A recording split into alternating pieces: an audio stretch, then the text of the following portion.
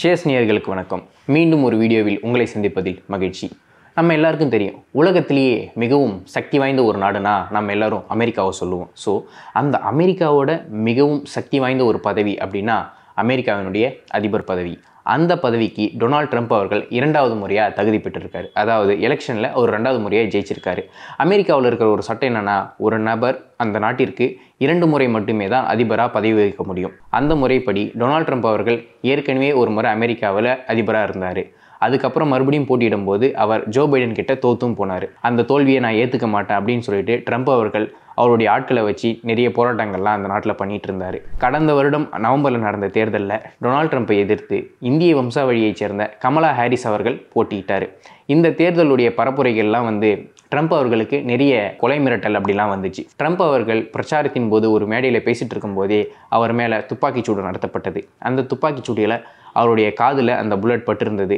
ஆனாலும் அவருடைய கையை மடக்கி ரொம்ப ஆவேசமாக அவருடைய ஒரு வழக்கமான வசனமான ஃபைட் ஃபைட் ஃபைட் அப்படின்னு கூவிட்டு இருந்தார். ஸோ இது எல்லாம் ஒரு பக்கம் இருந்தாலும் எலெக்ஷன் ரிசல்ட் வரும்போது ட்ரம்ப் அவர்கள் பெருவாரியான வாக்கு வித்தியாசத்தில் கமலா ஹாரிஸ் அவர்களை வீழ்த்தினார் அப்படின்ற ஒரு செய்தி நம்ம எல்லாருக்கும் தெரிஞ்சது.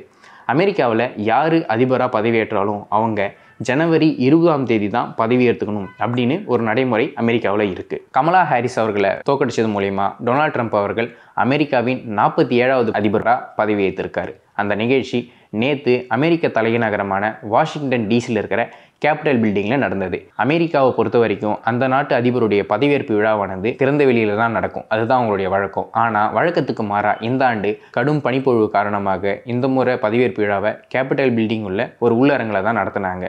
வெளியரங்கில் இன்கேஸ் நடத்தியிருந்தாங்க அதுக்கு லட்சக்கணக்கான பார்வையாளர்கள் வந்திருப்பாங்க. ஆனால் உள்ளரங்கில் இடம் பத்தாதுன்றதுக்காக மிகவும் குறைந்த அளவில் தான் ஆட்கள் அனுமதிக்கப்பட்டிருந்தாங்க. அது யார்னா உலகின் பெரிய தலைவர்கள் அண்ட் அவருடைய குடும்பத்தை சேர்ந்தவங்கள், அந்த மாதிரி மிகவும் முக்கியமான நபர்களுக்கு மட்டுமே தான் அங்கே அனுமதி அளிக்கப்பட்டிருந்தது. ட்ரம்ப் அவர்களுக்கு அமெரிக்க உச்சநீதிமன்றத்துடைய தலைமை நீதிபதி ஜான் ராபர்ட்ஸ் அவர்கள் தான் பதவி பிரமாணம் செஞ்சு வச்சார். அங்கே எப்படி பதவி பிரமாணம் நடக்கும்னா, பைபிளில் கை வச்சு அவங்க உறுதிமொழி எடுத்துக்கிட்டதுக்கு அப்புறம் தான் அவங்களுக்கு அந்த பதவி பிரமாணமானது கொடுக்கப்படும். அந்த பைபிளுக்குன்னு ஒரு லெகசி இருக்குது. அது என்னன்னா, ஆபிரகாம் லிங்கன் அதிபராக இருந்தபோது அவர்கள் எந்த ஒரு பைபிளில் கை வச்சு அவருடைய பதவி ஏற்றுக்கிட்டாரோ அந்த பைபிளில் தான் அதுக்கடுத்து வந்த அதிபர்கள் எல்லாருமே கை வச்சு ப்ராமிஸ் பண்ணி தான் அந்த அதிபர் பதவியை ஏற்றுப்பாங்க. இந்த நிகழ்ச்சியில் கலந்துக்கிறதுக்காக இந்திய கவர்மெண்டோட சார்பில் மத்திய வெளியுறவுத்துறை அமைச்சரான ஜெய்சங்கர் அவர்கள் நேரில் சென்றிருந்தார். அண்ட் உலக பணக்காரர் லிஸ்ட்டில் இருக்கிற அண்ட் இந்தியாவிலேயே மிகவும் பெரும் பணக்காரரான அம்பானி அவர்களும் அவருடைய மனைவி அவர்களும் சென்றிருந்தாங்க. ட்ரம்ப் அவர்களுடைய பதவியேற்பு விழாவிற்கு சிறப்பு விருந்தினராக கலந்துக்கிட்டவங்க யாராரு நம்ம பார்க்க போனோம்னா, அமெரிக்காவை இதுக்கு முன்னாடி ஆட்சி செஞ்சவங்களான பில் கிளின்டன் அவர்கள், ஜார்ஜ் புஷ் அவர்கள், பராக் ஒபாமா அவர்கள் மற்றும் அமெரிக்காவினுடைய முன்னாள் அதிபரான ஜோ பைடன் அவர்களும் வந்திருந்தாங்க. இது மட்டும் இல்லாமல் உலகில் மிகவும் பவர்ஃபுல்லான பொசிஷனில் இருக்கிற கம்பெனியோட லீடர்ஸ், அதாவது கம்பெனியோட சிஇஓஸ் எல்லாம் வந்திருந்தாங்க. அவங்க யார் நம்ம பார்க்க போனோம்னா, டிக்டாக்கினுடைய சிஇஓ ஷோ சூ அவர்கள், கூகுளினுடைய சிஇஓ சுந்தர் பிச்சை அவர்கள், டெஸ்லாவுடைய சிஇஓ எலான் மஸ்க் அவர்கள், மெட்டாவுடைய சிஇஓ மார்க் ஜக்கர்பர்க் அவர்கள், அமேசானுடைய ஃபவுண்டர் ஜெஃப் பெசோஸ் அவர்கள் அண்ட் ஆப்பிளினுடைய சிஇஓ டிம் குக் அவர்கள், ஓப்பன் ஏஐயோட சிஇஓ சாம் ஆல்ட்மேன் அவர்கள் முதலியவர்கள்லாம் வந்திருந்தாங்க. டொனால்ட் ட்ரம்ப்புடைய பதவியேற்பு விழாவுக்கு வந்த நன்கொடை மட்டுமே கிட்டத்தட்ட 1000 கோடி ரூபாய்க்கு மேலே அப்படின்னு தகவல்கள் வெளியாகி இருக்குது. ஸோ இந்த அளவுக்கு ஒரு பவர்ஃபுல்லான ஒரு பொசிஷனை ட்ரம்ப் அவர்கள் 2வது முறையாக பெற்றிருக்காரு. டொனால்ட் ட்ரம்ப் அவர்கள் பதவியேற்புக்கு அப்புறம் கொடுத்த ஸ்பீச்சில் என்ன சொல்லியிருந்தாருன்னா, Vice President Vance, Speaker Johnson, Senator Thune, Vice President Harris, and my fellow citizens. அமெரிக்காவினுடைய முன்னாள் அதிபர்கள் அண்ட் அமெரிக்கா வாழ் மக்கள் எல்லாருக்கும் என்னுடைய வணக்கத்தை நான் சொல்லிக்கிறேன். அண்ட் அமெரிக்கா இன்னிலிருந்து அதோட பொற்காலத்தை நோக்கி பயணிக்க போகுது அப்படின்னு அவர் சொல்லியிருந்தார். அமெரிக்காவை மீண்டும் உலகின் மிகவும் சக்தி வாய்ந்த நாடாக நான் கொண்டு வருவேன் அப்படின்னு சொல்லியிருந்தார். என்னுடைய ஆட்சி காலத்தில் இராணுவத்தை மறுசீரமைக்க போகிறேன் அப்படின்னு சொல்லியிருந்தார். நம்ம எல்லாருக்குமே தெரியும், உலகத்திலேயே மிகவும் சக்தி வாய்ந்த அண்ட் மிகவும் ஆர்மிக்கு ரொம்ப செலவு பண்ணுற ஒரு நாடு எதுனா அமெரிக்கா. நம்மளால் நினச்சி பார்க்க முடியாத அளவுக்கான ஒரு தொகையை தான் அமெரிக்கா அவங்களோட இராணுவத்துக்கு செலவு பண்ணுறாங்க. கிட்டத்தட்ட $800 பில்லியன் அமெரிக்கா அவங்களுடைய இராணுவத்துக்காக மட்டும் செலவு பண்ணுறாங்க. இதனால தான் அமெரிக்கா உலகின் மிகவும் சக்தி வாய்ந்த அண்ட் மிகவும் டெக்னாலஜியிலிருந்து படைபலத்திலிருந்து எல்லாத்துலேயுமே ஃபர்ஸ்ட்டில் இருக்கிற ஒரு நாடாக அமெரிக்கா இன்னி வரைக்கும் இருந்துட்டு இருக்காங்க. டொனால்ட் ட்ரம்ப் என்ன சொல்லியிருந்தாருன்னா, நம்முடைய நாட்டில் பணவீக்கமானது படிப்படியாக குறைக்கப்படும், மக்களுக்கான ஆட்சியாக இது இருக்கும் அப்படின்னு சொல்லியிருந்தார். எந்த அளவுக்குனா சட்ட ஒழுங்கானது மறுசீரமைக்கப்படும் அப்படின்னு சொல்லியிருந்தார். ஜோ பைடன் அவருடைய ஆட்சி காலத்தில் பேச்சுரிமைக்கு விதிக்கப்பட்டிருந்த ஒரு சில கட்டுப்பாடுகளை நாங்கள் திரும்ப பெறுறோம் அப்படின்னு சொல்லியிருந்தார். பனாமா கால்வாயானது மீண்டும் அமெரிக்கா வசம் மீட்கப்படும் அப்படின்னு ட்ரம்ப் அவர்கள் தெரிவிச்சிருந்தார். ஏன்னா பனாமா கால்வாயை நம்ம தான் பனாமா நாட்டிற்காக கொடுத்துருந்தோம். ஆனால் இப்போது அதை யார் இயக்குறாங்கன்னு கேட்டிங்கன்னா சைனா தான் இயக்குறாங்க. ஸோ சைனா பனாமா கால்வாயை இயக்கிறதால அமெரிக்காவிலேருந்து போகிற கப்பல்களுக்கு அதிகமான கட்டணம் வசூலிக்கப்படுது.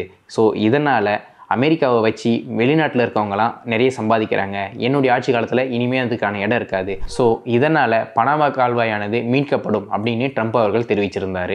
அண்ட் இப்போது இருக்கிற மெக்சிகோ வளைகுடாவானது இனிமேல் அமெரிக்க வளைகுடா அப்படின்னு அழைக்கப்படும் அப்படின்னு சொல்லியிருந்தார். நான் ஆட்சியில் இருந்திருந்தால் ரஷ்யாவுக்கும் உக்ரைனுக்கும் நடந்த ஒரு போர் வந்திருக்காது.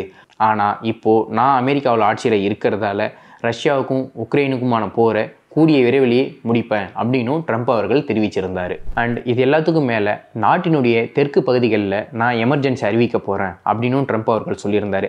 பார்டரில் இனிமேல் சேஃப்டியானது அதிகரிக்கப்படும். வெளிநாட்டிலிருந்து அமெரிக்காவிற்கு சட்டவிரோதமாக குடியேற எல்லாரையும் அங்கே வழியிலே நிறுத்தி அவங்க நாட்டுக்கே திருப்பி அனுப்பப்படுவாங்க அப்படின்னு சொல்லியிருந்தார். ஸோ இதனால் அமெரிக்காவுக்கு யாருமே இனிமேல் சட்டவிரோதமாக வர முடியாது அப்படின்னும் ட்ரம்ப் அவர்கள் தெரிவிச்சிருந்தார். ட்ரம்ப் அவர்கள் சொன்னதுலேயே இந்த ஒரு விஷயத்துக்கு உலக மக்கள் எல்லாருமே ரியாக்ட் ஆனாங்க. அது என்ன ஒரு விஷயம் சொன்னா, The official policy of the United States government that there are only two genders, male and female. அமெரிக்காவில் ஆண் பெண் இந்த 2 ஜெண்டர் மட்டும்தான் அங்கீகரிக்கப்பட்ட ஜெண்டர் அப்படின்னும் ட்ரம்ப் அவர்கள் தெரிவிச்சிருந்தார். இதுக்கு உலகின் பல மூலைகளிலிருந்தும் பலவிதமான விமர்சனங்கள் எழுந்து வருது. அதுக்கப்புறம் அமெரிக்காவில் துப்பாக்கி கலாச்சாரம் அப்படின்றது மிகவும் பரவலாக காணப்பட்டு வருது. என்னுடைய ஆட்சி காலத்தில் துப்பாக்கி கலாச்சாரமானது கண்டிப்பாக ஒழிக்கப்படும் அப்படின்னு ட்ரம்ப் அவர்கள் தெரிவிச்சிருந்தார். அது மட்டும் இல்லாமல் அமெரிக்க பொருட்களுக்கு வெளிநாட்டில் அதிகமான வரிகள் விதிக்கிறாங்க.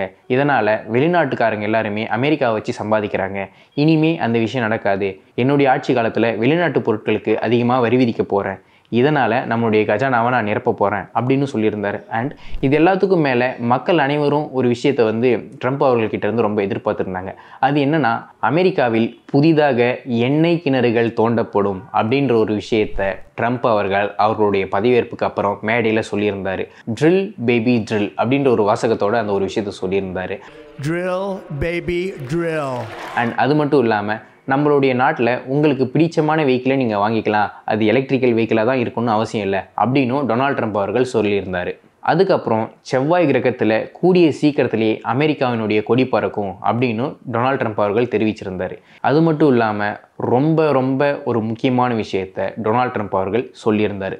அது என்னன்னா, அமெரிக்கா இனிமே எந்த ஒரு உலகப் போர்லையும் பங்கேற்காது அப்படின்ற ஒரு விஷயத்தை டொனால்ட் ட்ரம்ப் அவர்கள் சொல்லியிருந்தாங்க. ஏன்னா நான் எப்பொழுதுமே அமைதியை விரும்புகிறவன். அதே மாதிரி உலக நாடுகள்லேயும் ஒரு நாடு இன்னொரு நாடு மேலே போர் தொடுத்து போகிறதையும் நான் விரும்ப மாட்டேன். ஸோ அமெரிக்காவும் சரி நானும் சரி எப்பொழுதுமே அமைதியை தான் விரும்புவோம் அப்படின்னு டொனால்ட் ட்ரம்ப் அவர்கள் சொல்லியிருந்தார். ட்ரம்ப் அவர்கள் 2வது முறையாக அமெரிக்காவினுடைய அதிபராக ஆனதுக்கு உலக தலைவர்கள் அனைவரும் அவருக்கு வாழ்த்துக்களையும் பாராட்டுகளையும் தெரிவிச்சிருந்தாங்க. இந்திய பிரதமரான மோடி அவர்களும் சமூக வலைதளங்களில் டொனால்ட் ட்ரம்ப் அவர்களுக்கு வாழ்த்துக்களையும் பாராட்டுகளையும் தெரிவிச்சிருந்தார். இந்த வீடியோவை பற்றின உங்களோட கருத்துக்களை கமெண்ட் செக்ஷனில் பதிவு செய்யுங்க. இந்த வீடியோவை லைக் பண்ணுங்கள், கமெண்ட் பண்ணுங்கள், ஷேர் பண்ணுங்கள். இது எல்லாத்துக்கும் மேலே சேஸ் நெட்வொர்க் அப்படின்ற நம்ம சேனலுக்கு சப்ஸ்கிரைப் பண்ணுங்கள். நன்றி.